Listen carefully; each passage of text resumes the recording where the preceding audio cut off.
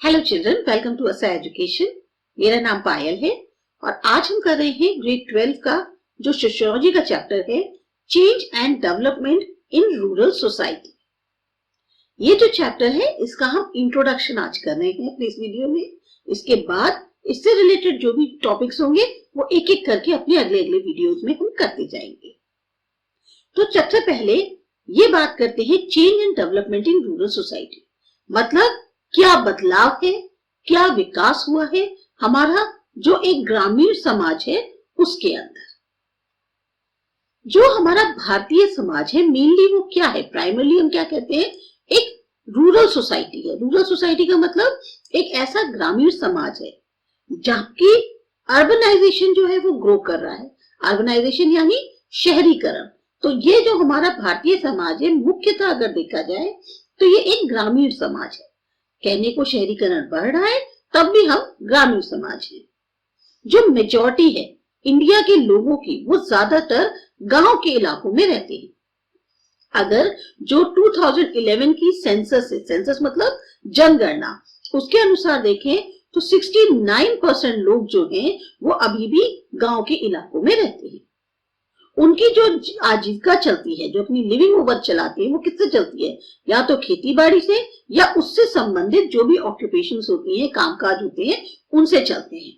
तो इसका मतलब हम क्या कह सकते हैं कि जो एग्रीकल्चरल लैंड है, हमारी खेती बाड़ी की जो जमीन है, ये एक सबसे इंपॉर्टेंट प्रोडक्टिव रिसोर्स है। प्रोडक्टिव रिसोर्स मतलब क्या हो गया, एक ऐसा संसाधन जिससे उत्पादन हो सकता है और ये हम सब भारतीयों के लिए ज्यादा से ज्यादा बहुत इंपॉर्टेंट मानी जाती है। लैंड यानी जमीन एक और इंपॉर्टेंट फॉर्म है प्रॉपर्टी का। पर हम ये नहीं कह सकते कि जो लैंड है वो खाली एक मीन्स है, एक मेथड है प्रोडक्शन का, या एक तरह की फॉर्म है हमारी प्रॉपर्टी। ना ही ये कह सकते हैं कि जो खेती बाड़ी है, एग्रीकल्चर है, यही हमारी एक तरीका है लाइवलीहुड का। नहीं, ये हमारा जीने का तरीका है। बहुत सारी हमारी ऐसी कल्चरल प्रैक्टिसेस हैं, यानी कि जो हमारी सांस्कृतिक झलक देखने को मिलती है या जो पैटर्न्स हैं हमारे, जिस तरीके से हम करते हैं, ये सब हमारे कहाँ से बैकग्राउंड को बिलोंग करते हैं। जो हमारी ये खेती बाड़ी वाली बैकग्राउंड है, कृषि संबंधी है, या कृषि से जो भी और चीजें संबंधित होती है, उस बैकग्राउंड की झलक हमें हमारी कल्चरल प्रैक्टिसेस में और पैटर्न्स में देखने को मिलती है। अगर आप अपने अर्लियर चैप्टर्स जो हमने पहले पढ़े थे उनको देखो तो पता चलेगा आपको कि जो हमारा ढांचा है या जो हमारी संस्कृति है उसमें जो बदलाव हैं वो काफी हद तक एक दूसरे से इंटर रिलेटेड है। अब जैसे फॉर एग्जाम्पल कहो, जो न्यू ईयर के फेस्टिवल्स है ज्यादातर हमारे इंडिया के अलग अलग रीजन्स में जो मनाए जाते हैं, क्योंकि हमारे यहाँ क्या है, डाइवर्सिटी बहुत है। पोंगल तमिलनाडु के अंदर, बिहू आसाम में हो गया, बैसाखी पंजाब की हो गई, इसी तरह से उगादी कहाँ की है, कर्नाटक की। ये कुछ आपके ऐसे फेस्टिवल्स दिए हुए हैं जो न्यू ईयर फेस्टिवल्स हैं और अलग अलग रीजन्स में इंडिया के मनाए जाते हैं।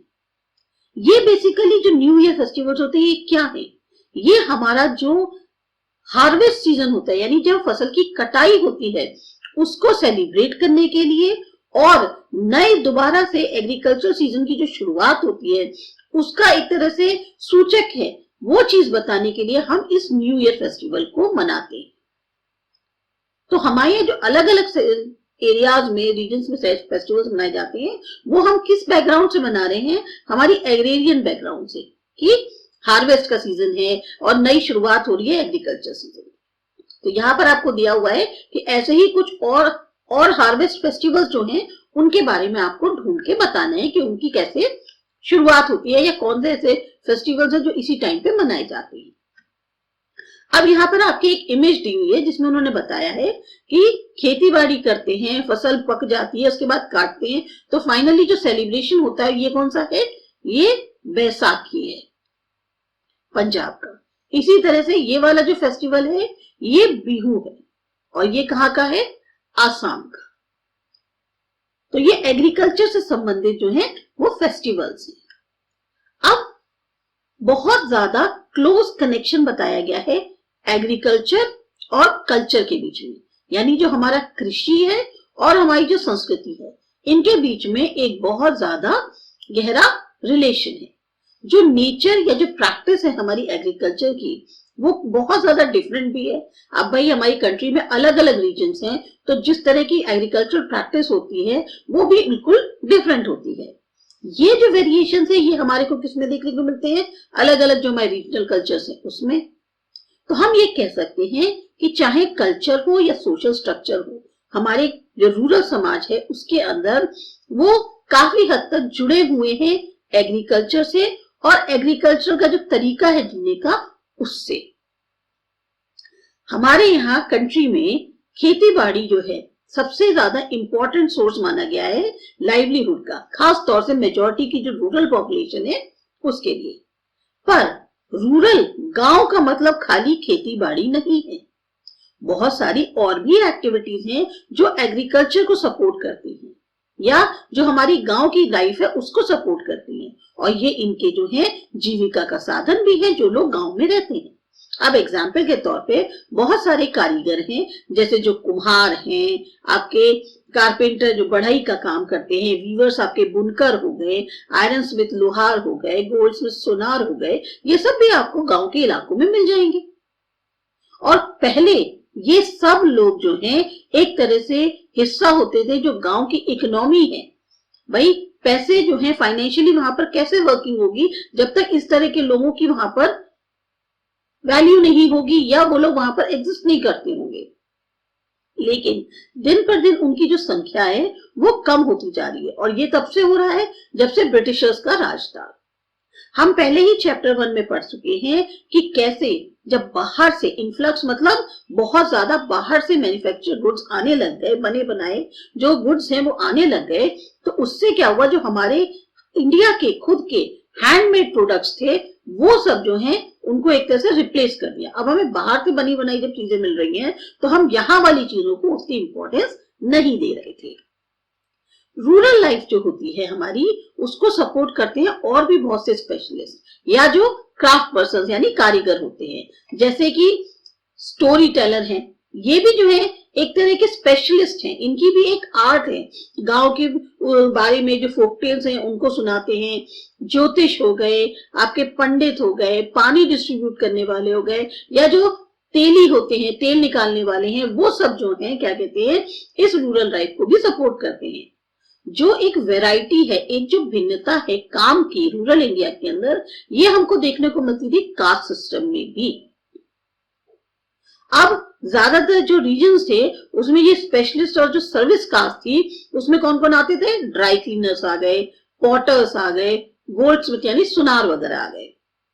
लेकिन अब ये जो एक परंपरावादी जो हमारी ऑक्यूपेशंस यानी कामकाज चले आ रहे थे, धीमे धीमे इनमें कमी आने लग गई, डिक्लाइन मतलब कमी आने लग गई। तब भी हम कह सकते हैं जो रूरल और अर्बन इकोनॉमीज हैं उनका ये जो आपस में एक जुड़ाव है, एक इंटरकनेक्शन है, उसके कारण भी बहुत सारे लोगों ने अलग अलग काम करने शुरू कर दिए। अब बहुत से लोग जो गांव के इलाकों में रहते हैं या उनकी जो एक जीविका है वो नॉन रूरल फार्म एक्टिविटीज पर भी बेस्ड है। जैसे कि बहुत से लोग ऐसे हैं जो गांव में रहते हैं लेकिन तब भी वो गवर्नमेंट सर्विसेज में एम्प्लॉयड हैं। किसके तौर पे, जैसे पोस्टल और एजुकेशनल डिपार्टमेंट में हैं, फैक्ट्री वर्कर्स हैं, आर्मी में हैं, और कुछ ऐसे भी हैं जो ये सब लोग अपनी जो जीविका है वो कैसे अर्न करते हैं, नॉन एग्रीकल्चरल एक्टिविटीज के थ्रू। तो ये जो हमारा चैप्टर है इसका जो इंट्रोडक्शन है उसमें आपको यही बताया गया है कि गांव के अंदर भी बहुत से लोग ऐसे रहते हैं जो अपनी जीविका जो है खाली एग्रीकल्चर से नहीं और भी बहुत सारे काम करके कमाते हैं।